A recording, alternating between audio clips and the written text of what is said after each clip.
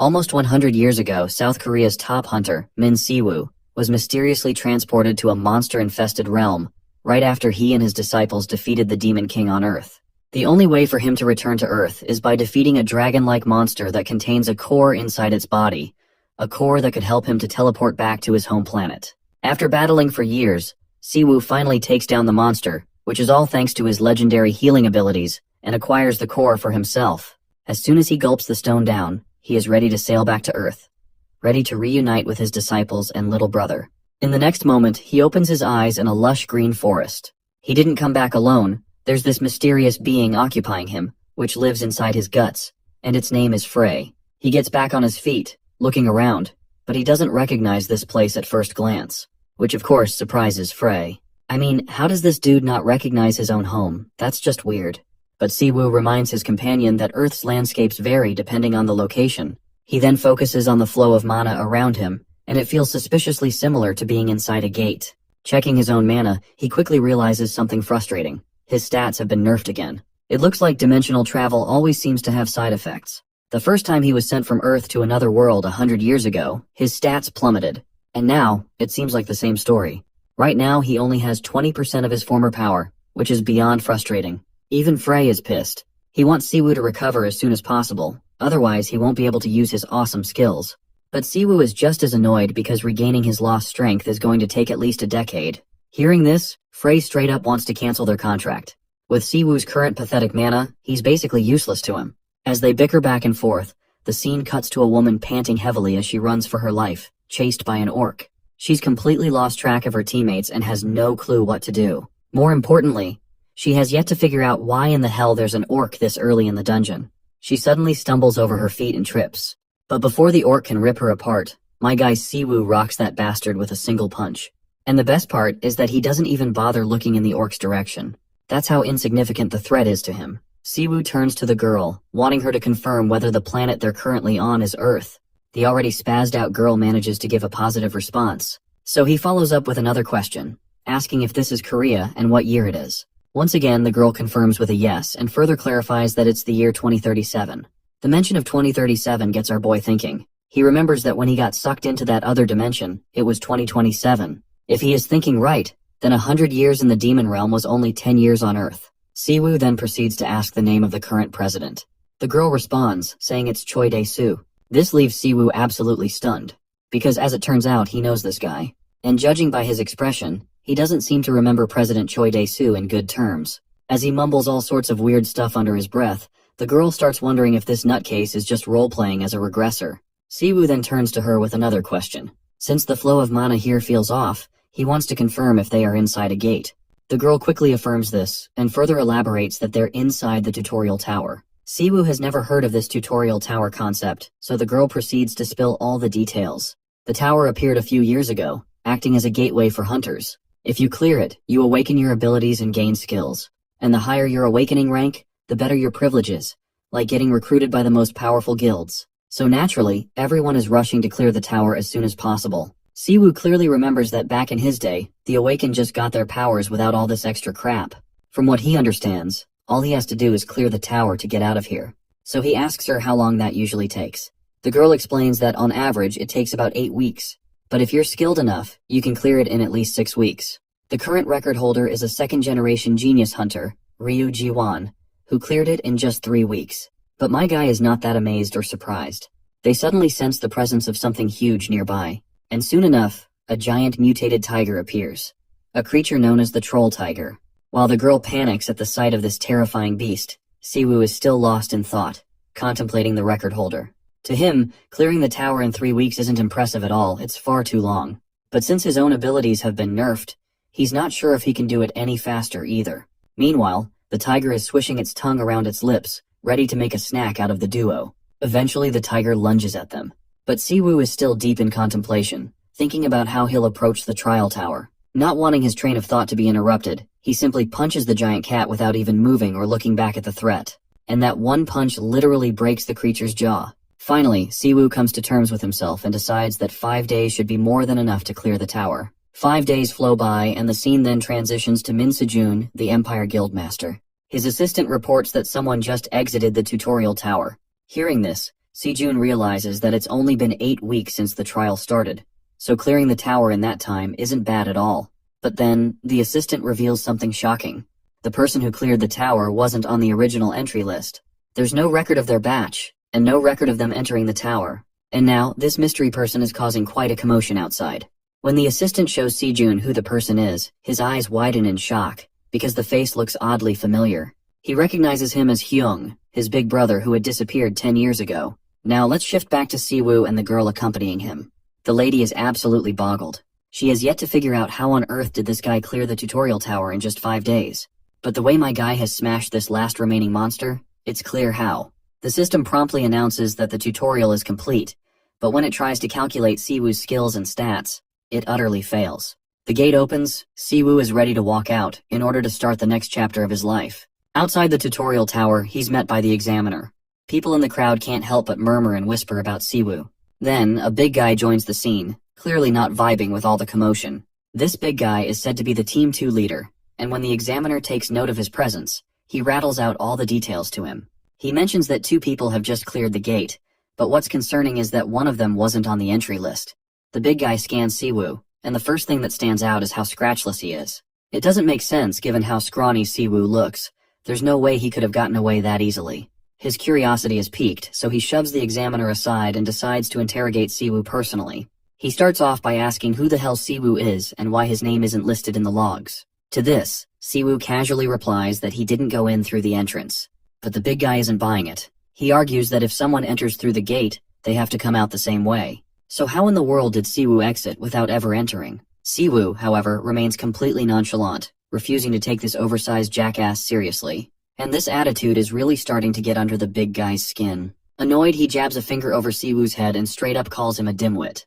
Convinced that Siwoo must have some sort of camouflage skill that let him sneak through undetected, the big guy issues a direct threat. He makes it clear that if Siwoo doesn't spill the truth, he's as good as dead. But Siwoo keeps that same deadpan expression, which only serves to piss off this loudmouth even more, making him more aggressive and abusive with his words. Unfortunately for him, Siwoo doesn't have the patience to listen to some dude yap in his face, especially when said dude's breath smells like literal shit. So without hesitation, he orders this big pile of garbage to shut his damn mouth. Now this shithead is clearly itching for a fight, and Siwoo is more than ready to give him one. To further piss him off, Siwoo throws another jab, roasting him for his horrendous breath. And that does it. The big guy takes the bait, balls up his fat fists, and swings at Siwoo. But Siwoo remains unfazed. Then, the inevitable happens, and it all unfolds right in front of Guildmaster Sejun. Not long after, all the jackasses who dared to mess with Siwoo are laid out on the ground. The entire staff is in a frenzy. The guy they had reported for causing a disturbance not only fought the security team, but also disappeared right after. Guildmaster Sejun immediately orders his staff to pull up the CCTV footage. When they do, the recording shows the big guy and his goons charging at Siwoo. But in the very next second, Siwoo moves so fast that the camera completely fails to capture him. Meanwhile, all 3 of those idiots are knocked out cold. One of the staff members reports that Siwoo actually took down 5 hunters before disappearing. Since no one saw him leave, the only logical explanation the staff can come up with is that he must have used stealth abilities. But Sejun disagrees. As far as he can tell, Siwoo didn't use any gimmicks. The dude just moved insanely fast. Internally, Sejun is 1000% sure that this is Siwoo, his brother, and from what he's seeing, he hasn't changed at all from 10 years ago. He then turns to his staff and issues a direct order. They are to mobilize everyone in the Empire Guild to locate that guy immediately. However, he strictly prohibits them from engaging in any kind of confrontation with this mysterious person. All they need to do is politely introduce themselves and bring him to the office. Sejun wants to meet him personally. As the staff rush to carry out his orders, Sejun still can't wrap his head around where Siwoo has been all this time, only to suddenly show up now. The way he vanished and reappeared is suspicious. There has to be a solid reason behind it. He's sure that if Siwoo had been in Korea all these years, he would have come to Empire Guild multiple times. So now, more than anything, Sejun is curious to learn exactly where he's been. He then shifts his attention to the girl who exited the tutorial tower with Siwoo. But the poor girl quickly waves it off, claiming that she has no connection with him whatsoever, other than the fact that they just happened to exit together. Sejun believes her. In fact, he's genuinely impressed that she cleared the tower faster than expected. This only means one thing: she must have gained some pretty decent skills. Hearing this, the girl grows flustered and modestly admits that she managed to get an A-rank skill. Well, that's no small achievement, and Sejun is already considering recruiting her into the Empire Guild in advance, so he assures her that the contract terms will be tailored to her liking. All he hopes is that she'll be happy to sign up with them. And of course, the girl couldn't be happier about this opportunity. Without hesitation, she accepts it. Just then, an arrogant bastard steps into the scene. And of course, the first thing he does is throw shade at the Empire Guild's reputation. Sejun immediately recognizes the loudmouth and warns him to watch his tongue. This bastard is none other than Hunter Ryu Jiwon, an S-rank hunter and the guild master of Gyumgang Guild. And standing beside him is Choi Sungil, another S-rank hunter who manages White Lion Guild. It looks like these two have also caught wind of the unregistered awakened who cleared the tower. Ryu Jiwon is surprised to see that the entire security team got their asses handed to them by just one person. Judging by the pathetic state of these guards, Ryu is certain that the guy must be packing some serious power. Choi Sungil shares the same sentiments, and this is exactly why he wants to locate the mysterious awakened as soon as possible. If this guy has awakened a high-grade skill, then he's likely to become a top-tier talent in the future. And neither of these guildmasters plans on letting him slip away. They both want him for themselves. Ryu Jiwon decides to turn it into a challenge. Whoever finds that mysterious awakened first gets to claim him. There are no rules about what kind of shady tactics they can use. Whoever gets to him first, keeps him. Choi Sungil is totally on board with this plan. Since they'll be searching for that mysterious awakened on their own, neither of them has time to waste. Without further delay, they set off to find the guy. And whoever finds him first has to inform the others. With that, Ryu Jiwon heads off, but not without throwing a jab, claiming he'll be the one to find the awakened, so there's no need for the others to even bother struggling. But Sejun isn't so sure he's going to let that happen. Anyway, Ryu Jiwon walks away and orders his assistant, Jinsik, to gather all the C and D rankers from Gumsang's Team A and deploy them for the search. But Jinsik seems unsure who exactly they're looking for. In response, Ryu Jiwon casually drops the bomb, it's Sejun's brother. Meanwhile, Siwoo is in his favorite restaurant, munching down on fried chicken. Frey is absolutely boggled. Out of all the things Siwoo could be doing after returning to Earth 100 years later, he chooses to devour some fried birds. After his chicken spree, he starts wandering the streets, which once again piques Frey's curiosity. He can't help but ask where Siwoo's headed. Siwoo doesn't bother explaining. He figures it's obvious. Of course, he's going home. When he finally arrives, stepping into his humble home, nostalgia hits him hard. He remembers rushing inside at dinner time, his mother preparing a meal while his father reads the newspaper. But all those moments are lost in the past. Now his home is nothing more than a rundown shell, empty and abandoned. He still can't remember his parents' faces. They say forgetting is a gift from God, but for him, it was a curse. He spent 100 years in the demon realm, an endless bloodbath on a strange, brutal planet. The dulling of human senses, the stopping of time, the weathering of the self. For what felt like an eternity, the curse of oblivion threatened to erase him. So he desperately clung to his memories, his younger siblings, his disciples, memories that refused to become mere reminiscence. Instead, they turned into obsession, a lingering attachment. But that was okay. Thanks to that, he survived for 100 years. Even Frey takes note of how this place feels like a ghost town, colder than the demon realm itself. Siwoo only came here to reminisce. Now that he's seen everything, it's time to move on. He decides to look for the neighborhood kids he used to hang out with. But first on the list is his brother Sejun he wants to meet. But his plan to reconnect with old friends hits a snag when a gang of thugs, fully armed, surrounds him from all directions. The bastard with red hair seems to be leading the gang. He introduces himself as Byeon Hakum, a C-rank hunter from the Vajra Guild. Siwoo remains calm and completely unbothered by the status of these lowlives. He's not in the mood for a skirmish either. Hakum feels mocked, and reminds him again of his guild's name. But once again, my guy stays nonchalant, because he does not give a single fuck. They keep exchanging jabs, with Siwoo effortlessly countering each one with an even sharper retort. This just gets under Hakum's skin, and his patience continues to wear thin. Fully aggravated, he finally decides to teach Siwoo the lesson he deserves. The next moment Hakum throws a punch, a devastating blow that sends Siwoo crashing backward, slamming into the wall behind him.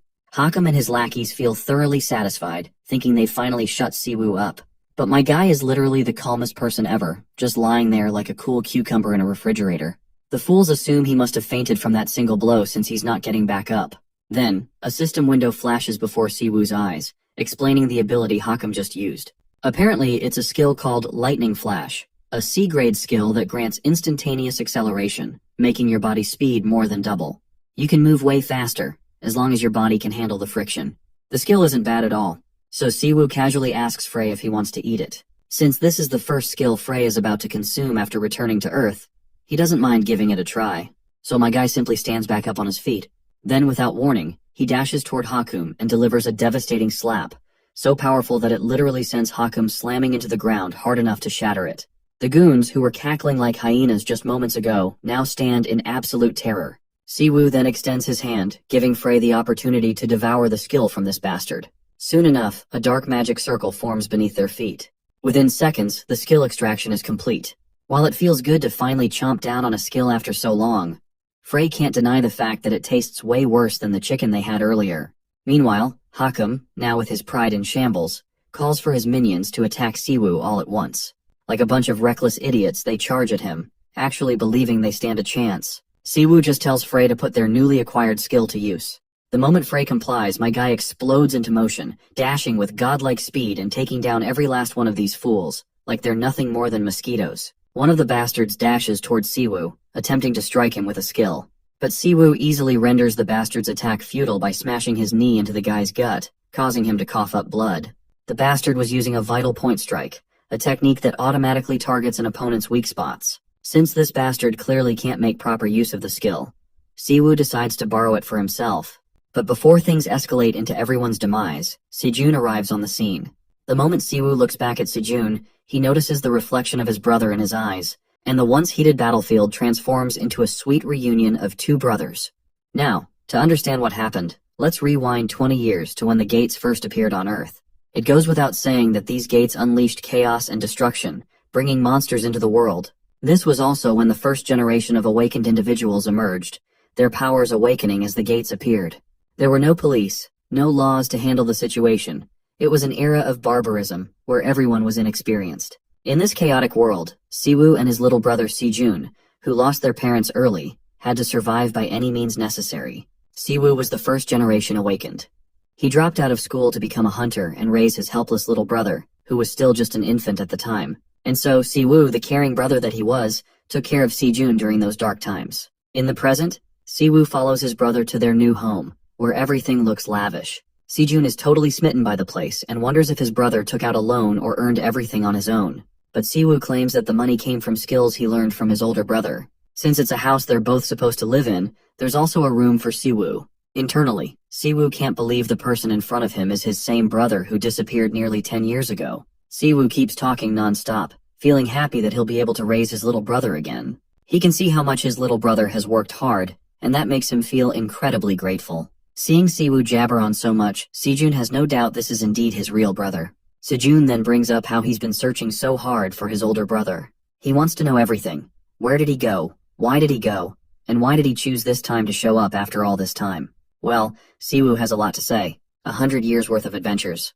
But that's a story that can only be told if the two of them sit down for a heart-to-heart. So later, we see them sitting together as Siwoo explains everything that happened. In summary, 10 years ago, after Siwoo defeated the fourth Demon Lord, he was transported to another dimension by an artifact the Demon Lord had.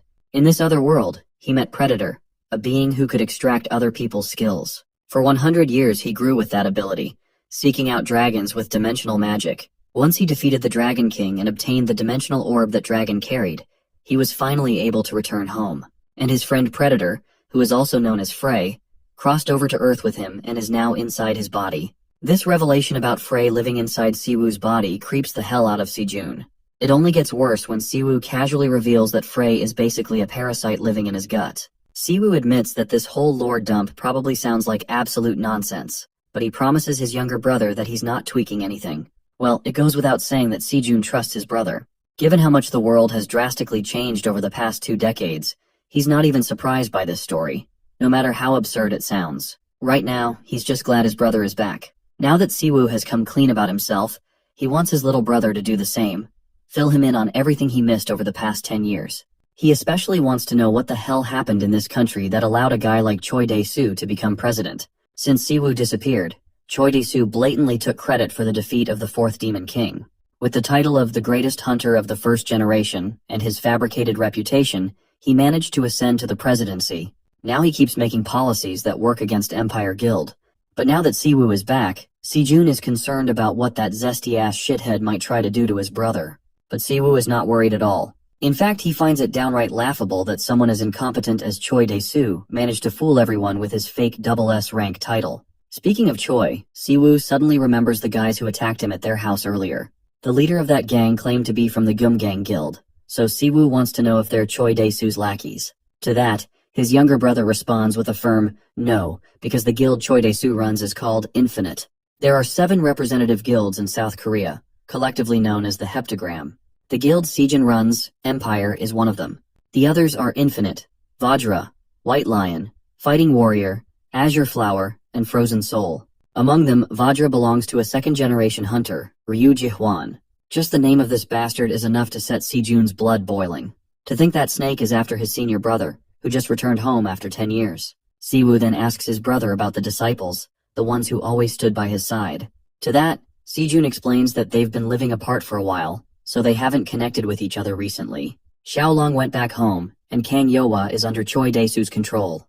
Well, Siwoo wasn't expecting to hear that, but he's hoping Minjun is still around. But contrary to what he thought, his junior brother drops the grim news that Minjun was killed, which absolutely stuns our boy. He doesn't waste any time and interrogates his brother about who killed him. Sejun explains that Minjun's body disappeared, so they couldn't figure out who the culprit was. The only ones who could kill a hunter are other hunters or unregistered awakened individuals. At that time, HMCS even participated in the investigation, but there was no progress. Siwoo starts feeling dazed as he hears one brutal truth bomb after another. He then asks what's the deal with HMCS, to which his brother explains that HMCS is essentially the Hunter Special Investigation Unit, an international agency that operates at the front lines of hunter-related crime. HMCS has the authority to investigate and arrest all awakened criminals, so they're basically like the Hunter Police. Siwoo seems quite intrigued by this new faction, so he curiously asks his brother if he has any ties to the agency. Sejun quickly catches on to what his senior brother is implying, and can tell that he wants to join HMCS. If it's an investigation you want to do, then Sejun is willing to lend his own guild's information team, as they don't have to involve themselves with HMCS. But Siwoo has other plans, beyond just gathering information. His brother once again reminds him that those guys handle cases like murder, so going there is not the best option for him right now. He wants his brother to rest first, and once he's fully recovered, he can start thinking about what to do next. This is when Siwoo reminds his junior that he spent 100 years fighting in that other world, so he's done all the shady stuff you can think of. He doesn't believe he lacks any experience in any field. Well, it looks like Sejun has run out of arguments, so he has no choice but to concede to his senior brother's demands. Eventually, he decides to hook his brother up with a guy named Yi Yeji from Frozen Soul, who is a manager in that hunter agency. Siwoo is happy to hear this and is looking forward to it. Sejun takes note of how Siwoo's face is the same, but the atmosphere around him has changed. This makes Sejun curious about what could have happened in that old world to cause him to change so drastically. Meanwhile, our boy is busy digging about HMCS, and this is when he is hit by a twist. The team leader of HMCS's Gangbuk district team is Hwang Jung-gu, a 1.5th generation hunter. And as it turns out, Siwoo knows this guy like the back of his hand. 2 days later, we find ourselves at the HMCS headquarters in Gangbuk district. Inside, a ponytailed man is throwing a tantrum. He seems irritated that once again someone from higher up has sent a rookie to join his team, and since he's the team leader, it naturally annoys him to have yet another rookie under his command. This guy, as you might have already guessed, is Jung-gu. He reminisces about the old days when battlefields were unpredictable, and strength was all that mattered. Back then, hunters wrote wills before heading into missions, fully aware they might not return. He also recalls how, about 10 years ago, he almost died in a raid. It happened because he was still a rookie, and the wound he suffered was fatal. Had he died, the party would have lost its biggest powerhouse. But it was a single healer with incredible abilities who saved him. And, well, we all know who that healer was. That very healer has just made his grand entrance into the office. Siwoo calls out to his old friend, addressing him by his previous name Byung-gu, and immediately questions why the hell he changed it. To jog Byung-gu's memory, he reminds him that he's the very guy with those insane healing abilities who saved his life back then. It doesn't take long for Byung-gu to recognize him, and when he does, he's absolutely floored. Seeing Hunterman Siwoo standing before him, gracing their office with his presence, is the last thing he expected. Later we see Byung-gu formally introducing Siwoo as a new recruit for the Gangbuk team. While Byung-gu is letting his staff know that they better help Siwoo with anything he needs, his sudden shift in attitude doesn't go unnoticed. One of the female staff members looks visibly disappointed. Just a moment ago, their supposedly great and strict team leader was complaining about a new recruit, and now he's acting like a total pushover. But the guy standing beside her quietly tells her to keep her mouth shut. Judging by the team leader's reaction, it's clear that this newcomer is no ordinary rookie. Byung-gu, meanwhile, turns to the female staff member Sunga, and, in his usual arrogant tone, commands her to follow him to the concrete room for a quick briefing. Seeing the ridiculous amount of protocol their team leader is giving to this guy, the other staff members begin to suspect that maybe this new recruit is a 3-star. Later, we find ourselves in the office, where, as expected, the team leader is absolutely swooning over Siwoo, frantically making coffee and doing everything possible to max out his hospitality. Let's not forget about Kim Sunga, who's here to brief our boy. She's the gangbook team's data manager. Siwoo finally speaks up, requesting records of all hunters who were killed over the past 20 years. He wants her to summarize the data and pass it over to him. His extravagant demand leaves Seonga stunned. 20 years worth of data is an enormous amount, and they'd have to submit a report to the Hunter Association just to get access to it. But the team leader, clearly irritated by her hesitation, tells her to just do what she's told. He further reassures Siwoo that the data manager will handle it quickly and efficiently, so there's nothing to worry about. Seonga then asks if he's only referring to humans, to which he replies that cases officially recognized as murders by HMCS will do. He also wants a list of hunter killers who are still at large. As far as Siwoo is concerned, killing an awakened is nearly impossible unless the attacker is also an awakened of equal strength. And if someone managed to kill a top-tier hunter like Minjun, the culprit is likely a professional. Even if they had already been caught or killed, if they were an awakened, there should be a record of them somewhere. For now, tracking them down takes priority. Sunga has found the information, but is not sure how she should share it. Siwoo simply tells her to just send it to his phone for now. Suddenly, someone calls out to the team leader for a private chat. The guy reports that they've received a request for support from the police. A full-blown war has broken out between gangs, and some of them are awakened. The reason the police do not want to interfere is the fact that one of the gangs involved is Cerberus. This annoys the team leader to no end, while Siwoo has no idea what Cerberus even is. That's when Sunga explains that Cerberus isn't just some typical gang. They're arms traffickers and contract killers. There are even allegations that they're involved in hunter trafficking, which makes them far too dangerous for the regular police to handle. This piques Siwoo's curiosity, especially the part about hunter trafficking, because if that's true, it might be linked to the murder of one of his disciples, whose body was never found. So he tells Byung-gu to take him along. The team leader, annoyed at being called by his old name, reminds Siwoo that it's Jung-gu now. The scene transitions to the battlefield. The Bloodless Reaper gang has just gotten their asses handed to them by Cerberus. Kang-ho, Cerberus's second-in-command, is feeling pretty smug after wiping them out. Beside him is Jikin, the third-in-command, cracking dark jokes about how easily they cut through their enemies. As these bastards revel in their victory, their moment of celebration is suddenly interrupted. A massive explosion rocks the area. The one who just blew out the building wall to make his entrance is, of course, it's our boy, casually walking into the scene. Judging by how full of himself Kang-ho is, who is running his mouth non-stop, Siwoo is certain this guy has killed a few hunters to be riding this high horse, which makes him absolutely thrilled. He wants this bastard to show what he's got. By the way, this shitty website seems to have left out a few panels, because judging by their conversation, we clearly missed the part where they actually fought Siwoo. And right now, they're feeling completely hopeless. Because our boy is on a whole different level. Even though he came alone, he's still making them all run for their lives. After multiple failed attempts to take him down, Kang-ho finally goes all out, activating his skill, Full Body Armor, a B-rank ability that enhances resistance to both magical and physical attacks. As Kang-ho charges forward, his lackeys follow suit, and it doesn't take long for Siwoo to take them all down. Not only does he defeat them, he also makes sure to steal their skills. It looks like the only reason Siwoo came here was to gauge his own strength. He wanted to check how strong awakened criminals have become these days. And since these guys looked like a lost cause, he figured it was best to cut them off early. That's when the team leader finally arrives, reporting that he has cleared out the entire upper floor of the club. But the poor guy is left completely baffled when he notices all the bodies littering the ground. Siwoo, however, proudly clarifies that he left one guy alive, the hotshot among all the garbage, because they needed at least one person alive for interrogation. The team leader, worried, starts ranting about the legal protocols, how they were supposed to capture them alive. But since those bastards attacked first, he ultimately decides to just frame it as self-defense. The real reason he's so spazzed out is that these guys were ruthless enough that there were already warrants for their immediate execution. But to think that Siwoo dealt with them alone is just absolutely insane. Now, he has no doubts about why Siwoo had the reputation of a mad dog. As Siwoo and the team leader talk, we cut to a coward hiding under some furniture. Wasting no time, he calls his senior and reports that the entire Cerberus gang has just been wiped out of existence. The prominent figure on the other end of the call is Gert, an A-rank hunter, the guildmaster of Hong Kong's Red Guild. Gert is on the move, immediately wanting to see his brother. The association members apologize and offer their condolences to him. But this man has come here with a single objective, and asks for his brother. He learns that Jiken's body is currently placed for a forensics investigation. Hence, they require his assistance to verify the body so that they can move ahead with the procedures. The redhead hunter likes the way this conversation is going. He had previously learned that the one responsible for taking his brother down shared a connection with the HMCS organization. The agents of the associations have yet to verify such claims.